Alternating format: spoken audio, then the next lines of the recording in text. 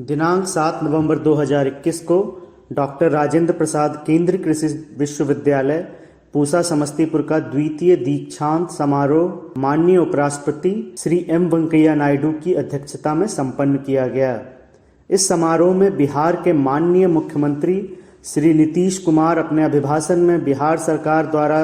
कृषि के क्षेत्र में किए जा रहे कार्य को बताया एवं डॉक्टर नॉर्मन बोरलॉग के बिहार भ्रमण तथा Borlaug institute for south Asia Pusa Bihar द्वारा किए जा रहे जलवायु अनुकूल कृषि कार्य की भी प्रशंसा की। और एक बात और आप लोगों को हम बता देना चाहते हैं, ये जो बोरलॉग अंतर्राष्ट्रीय कृषि संस्थान बीसा का जो निर्माण हुआ, अब आप जान लीजिए कि ये जो बोरलॉग के नामकरण पर ये जो हुआ, तो ये क्या हुआ था। डॉक्टर नॉर्मन बोरलॉग दुनिया के महान वैज्ञानिक थे और हरित क्रांति,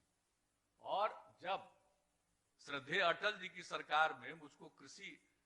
मंत्री के रूप में उन्होंने काम करवाया मुझसे, और उन दिनों में ही ये 2021 में ये बोरलॉग और बोरलॉग को लेकर के आप लोग अच्छी तरह जान लीजिए, हम जब केंद्रीय कृषि मंत्री थे बोरलॉग को लेकर के यहां हम बिल्कुल ले गए वहीं पूसा में, और राजेंद्र जो कृषि विश्वविद्यालय था वहां तक वहां पर ले गए उनको, हम लोग एक एक चीज को दिखवाया, हर चीज को दिखवाया कि ताकि एक एक चीज को देखिए। और बोरलॉग का तो जो हम उस समय लाए थे 2001 की बात हम आपको बता रहे हैं, 2001 की बात, उसमें जो आए थे, तो उस समय इनके आने के बाद दिल्ली में भी कई कार्यक्रम आयोजित करवाया गया और इतने एक्सपर्ट्स लोग आए कि आज आपको बता दें कि हमारे जो राष्ट्रपति बने बाद में एपीजे अब्दुल कलाम साहब, वो भी आए थे उनसे मिलने के लिए और उनसे चर्चा करने के लिए। और एक महत संयोग है, उनसे बात करने आए, उसके कुछ ही महीने के बाद वो देश के राष्ट्रपति बन गए, एपीजे अब्दुल कलाम साहब। और एपीजे अब्दुल कलाम साहब ने तो जितना काम किया, और उसको बनवाया को श्रद्धेय अटल जी ने उनको बनवाया, राष्ट्रपति बनवाया, सब कुछ जो हम लोग उनके नेतृत्व में हम लोग काम कर रहे थे। शुरू हो गया कि भाई पूसा में ही उसी एरिया में, और हम लोग उसके लिए जमीन वगैरह सब कुछ करने को तैयार रहे, और हम लोगों ने कोशिश की कि भाई इसको बोरलॉग इंस्टीट्यूट को बनाया जाए यहाँ पर। तो शुरू में तो बात हो रही थी कि यहीं पर मेन बनेगा, तो मेन तो यहाँ नहीं बना, पंजाब में बना, और उसका जो एक तरह से समझ लीजिए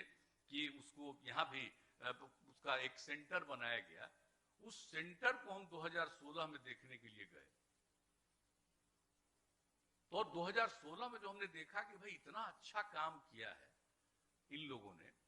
जो कुछ भी हम लोगों ने देखा कि ये पर्यावरण के अनुरूप ये खेती कर रहे हैं, और कौन कौन सा काम, एक एक चीज जो जाकर के हम लोगों ने देखा, तब हम लोगों ने उसी समय निर्णय लिया कि हम लोग ऐसा करेंगे कि मौसम के अनुकूल खेती के लिए इसको और बढ़ावा देना चाहिए, और ये सब काम करेंगे, उस पर भी हम लोग काम करें। तो जब जो पूसा में भी जो ये काम हो रहा बोरलॉग इंस्टीट्यूट में, तो ये सब कुछ भी तो मौसम के अनुकूल कृषि कार्यक्रम के लिए जो कुछ भी हम लोगों ने काम करना शुरू किया, उस पर तो फिर जो हम लोगों ने जल जीवन हरियाली अभियान की शुरुआत की, और उसी में मौसम के अनुकूल कृषि का कार्यक्रम। और जो आप जानते हैं कि बहुत लोग जो इन सब चीजों को जलाते हैं, फसल अवशेष का जो प्रबंधन होना चाहिए उसको नहीं करके जो जलाते रहते हैं, ये कहां शुरू हुआ, पंजाब से शुरू। अब वो बढ़ते बढ़ते सब जगह, और उसका कितना नुकसान होता है इन सब चीजों को, तब उन लोगों के लिए और भी मदद देने का भी हम लोगों ने निर्णय किया कि साहब इस तरह से फसल अवशेष का इस तरह से मत करिए, नष्ट मत करिए,